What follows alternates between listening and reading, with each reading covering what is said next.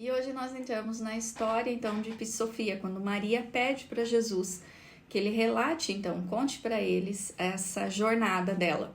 E é muito interessante, é muito rico analisar todos os símbolos, todas as possibilidades ali dentro dessa trajetória, sempre desse olhar macro e microcosmos, trazendo também a percepção para a nossa vida. Então, Sofia, ela começa na sua jornada de busca, né, por elevação espiritual, a contemplar a luz do alto. É como nós, quando sabemos que a gente pode mais, que a gente pode evoluir, que a gente pode ser pessoas melhores, né, simbolicamente, fazendo essa comparação.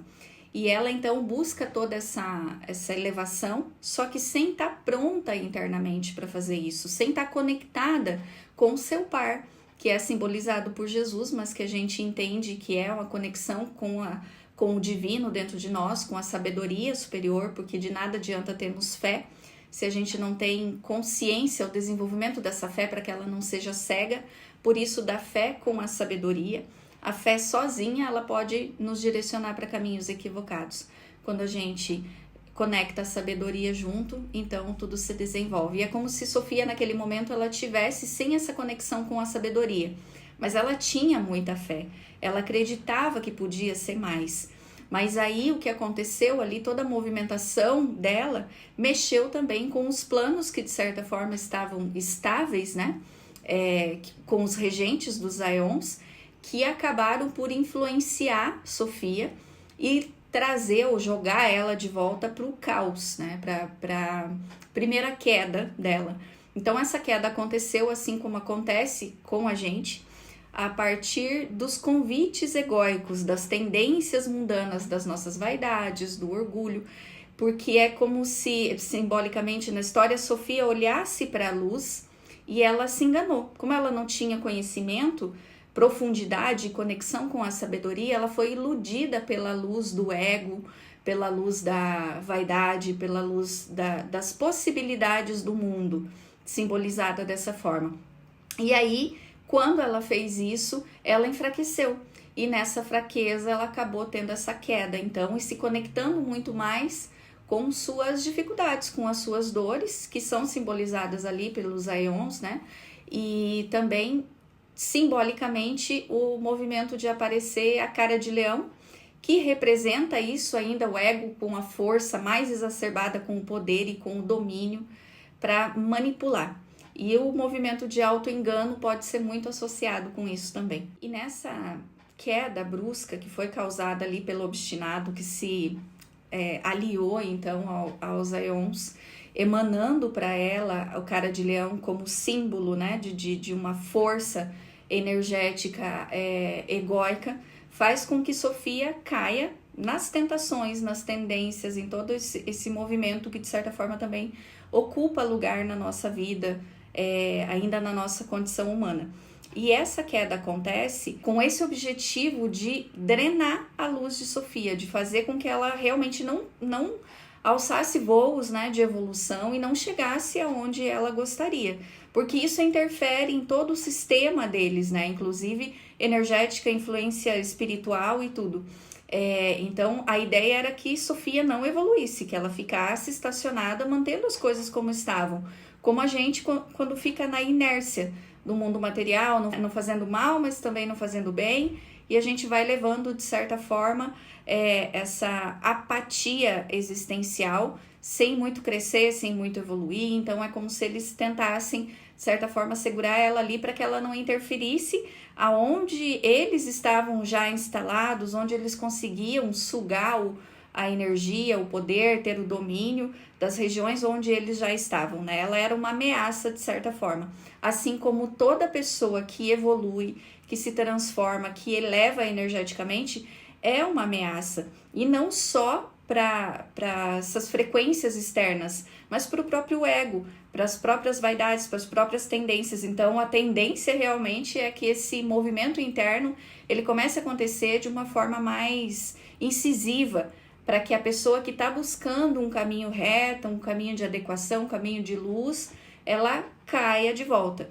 E quando essa busca é muito forçada pelo auto-engano, que foi o que aconteceu com Sofia, ela se identificou com a luz que não era real, que não vinha do plano de luz, né, mais elevado, mas sim das regiões mais densas, e ela entra num auto-engano. Nós podemos comparar isso também com a gente, quando nós entramos em movimentos de auto-engano com a nossa própria personalidade, com as nossas próprias virtudes, ou até mesmo pela busca da fé, aquela fé não raciocinada, a fé que faz com que a gente tenha muito mais crença e de certa forma, dogmáticas, e muitas até são preconceituosas e punitivas, e entenda todo esse lado como uma conexão com Deus, que na verdade não é, acaba afastando mais ainda a gente dessa conexão. É um movimento de auto-engano, e aqui ressalta para a gente, trazendo para um olhar microcósmico, a importância do conhecimento, de unir a fé com a sabedoria, né?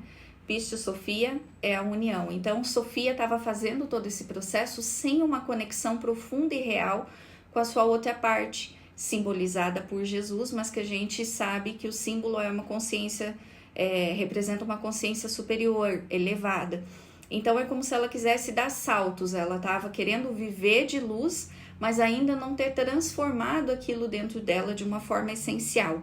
E é realmente uma transformação, nós precisamos passar por processos. Por isso os desafios, por isso os convites que vêm com tanta frequência para que as nossas virtudes elas vão sendo desenvolvidas. Ou seja, quanto mais desafios a gente tem, mais virtudes a gente precisa desenvolver, mais convites nós estamos recebendo da vida, justamente porque nós podemos mais, né? Então, essa é uma das justificativas. E quando a gente cai na lamentação, na revolta, na não aceitação desses desafios, nós acabamos não utilizando eles como forma de aprendizado, de crescimento.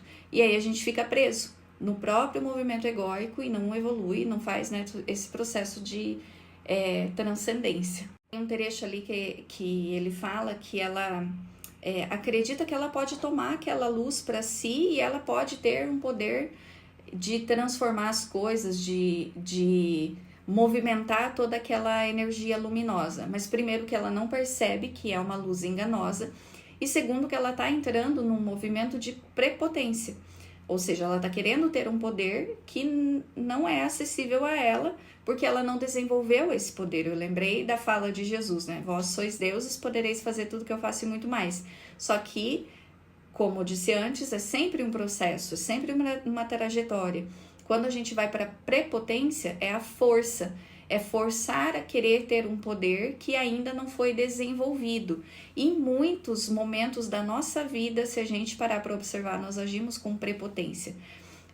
Se sentindo superior, se sentindo soberano, sentindo que pode mais, só que aí as dificuldades vêm, as quedas vêm, e a gente muitas vezes não entende por quê, acha que é como se fosse alguma punição ou castigo de Deus, e não tem nada a ver com isso, né? São apenas consequências da busca errônea que nós estamos fazendo através desse movimento da prepotência, e é a vida chamando a gente de volta para seguir o caminho reto, para despertar para esse movimento. E esse momento então marca a queda de Sofia, quando ela é aprisionada pelo ego e ela fica vinculada àquilo então por engano, por ilusão, por vaidade, né? Então, todo esse trecho explica muito pra gente porque nós estamos vivendo determinadas condições na vida humana, né? Evoluindo em alguns aspectos, mas em outros ainda sendo muito convidados a despertar. E aí aqui, como inicia a queda então de Sofia, nós vamos continuar as cenas do próximo capítulo, no próximo vídeo, mas se você quiser assistir o estudo na íntegra, vai estar aqui acima ou abaixo desse vídeo, já na sequência, para que você possa assistir e também acompanhar, né, todo o desenrolar desse conteúdo aí. Espero que vocês estejam gostando, que esteja também acrescentando na percepção de vocês. Lembra que isso aqui é um resumo, bem simples realmente, e lá no conteúdo original tem bastante coisa que a gente pode aprofundar ainda.